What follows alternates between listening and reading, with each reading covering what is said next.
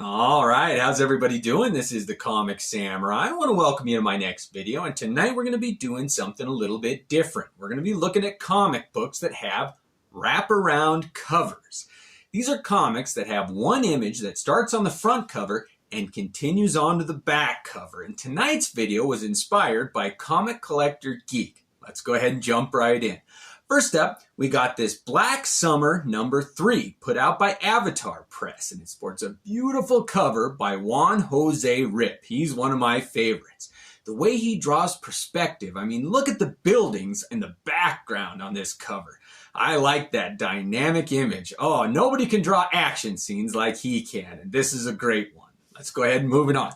Next up, we got Marvel Comics Presents #56. And Marvel Comics Presents had a lot of issues that had wraparound covers. And this is one of my favorites. It's by an artist named Steve Lytle. And he was underrated. Every image that he drew was either funny or it just pricked your interest. You had to see what was going on the inside of this comic book. And this is no exception. What a great cover. And also, you didn't even know until you opened it all the way that that's a werewolf's claws on the front cover. I just dig this one. All right, let's go ahead and move it on. Next up, we got Lady Death, Volume 2, #1. And it's got a chromium cover. And this was a gimmick that they used in the 90s. And I really liked it. It made the colors pop. And this is another great one. That Lady Death, she sure is something. Let's go ahead and move it on. Next up, we got another Marvel Comics Presents. And this is #32. And it's got a cover by Todd McFarlane. And the way he drew Kitty Pryde, Sunfire, and Black Panther, it really was a prelude to how he was going to draw the Spider-Man, which led into how he drew Spawn. And you can see a taste of both of those in this cover. I also like how Todd McFarlane had a gimmick where he'd put little thumbnail images down in the UPC box. And this is a beautiful one here. I dig this comic. All right, next up we got a comic called Scratches, #8. And this was a small press comic book. And I just love that image. It's quirky and weird and a little gross. And that whole comic is like that. It's just got a fun flavor to it. And I'm surprised they put a wraparound cover on it, but I like this one. It's fun. All right, moving on. Next up, we got Crossed Badlands, #52. And this one is so interesting. It's just horrific and scary, and it's a post-apocalyptic scene that nobody else could have drawn. I mean, Avatar Press, they got away with a lot, and this is one that just, oh, what a graphic story this was. But that cover, it really captures what a horrific flavor this series has. Next up, we got Ash #1, and it was put out by Event Comics, and it was drawn by Joe Quesada. And the colors on this are so bright. I just really like this character. It's a shame it didn't take off because they really pushed the envelope. I mean, doing wraparound covers. And if you're going to do a #1 and introduce a new character, put him front and center. I mean, oh man, that's a fun one right there. Next up, we got a comic called Phoenix, The Untold Story.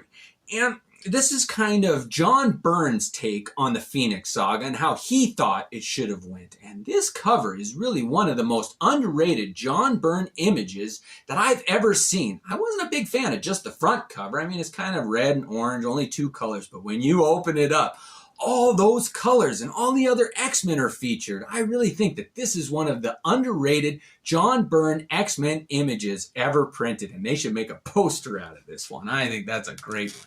All right, next up, we got Battle Chasers #1. And it was a weird one that you had to open this comic book to see what the title of it was. The title, Battle Chasers, is on the back of it. So I guess it was a good way to get you to open the comic book and see that whole image. And I didn't even know that that's a robot right in the middle. And then you can't even make out his fist until you open it up all the way. But when you see that whole image, oh, it comes together really nice.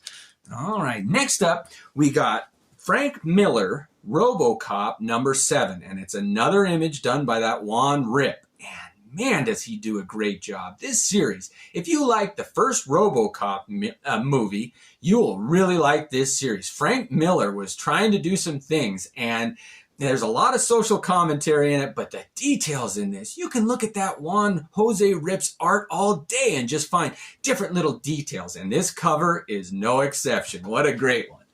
All right, next up, we got Batman Judge Dredd Die Laughing #2. And this was a prestige format comic book. And those were ones that kind of had a little bit of a spine to them. So you didn't really want to open them all the way. You'd really break that spine. I mean, it would crack it in two. But I was able to reproduce that image here. And it is beautiful with the Joker and Judge Death on the back. Man, it's fully painted too. It's a beautiful image. I like that one. All right, next up we got Grendel #3, and it was put out by Comico, and I'm surprised they did a wraparound cover, and this is a beautiful one. That purple and yellow and that character on the back, I want to read this one again, just seeing the cover. All right, let's keep it moving. Next up, we got Marvel and DC Presents #1, and this is one of the best Walter Simonson images I have ever seen. That dark side on the back, this would be a great gallery poster. I mean, it's frameable. This is one great piece of art. All those characters and colors. I just think this is truly an underrated wraparound cover.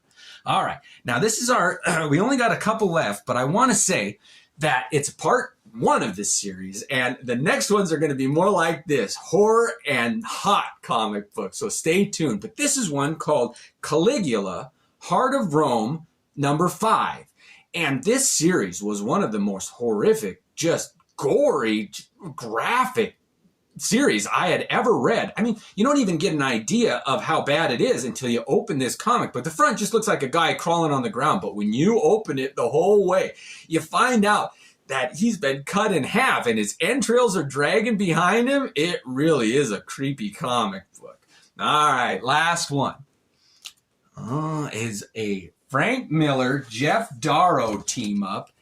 And nobody else could have thought of an image but Frank Miller like this. The front of it is the back of the guy's head, and the back of the comic is the front. And you get to see that the bullet went through him and shot the guy behind him too. I really do like this image. It's a fun one. That Jeff Darrow's art, talk about detail. I mean, he and Juan Jose Rip could go at it for a contest on who puts the most detail in the art. Well, I hope you enjoyed this first part of my series. Like I said, the second ones are going to be the extreme covers, so tune in for that one. Have a great night. Thanks again.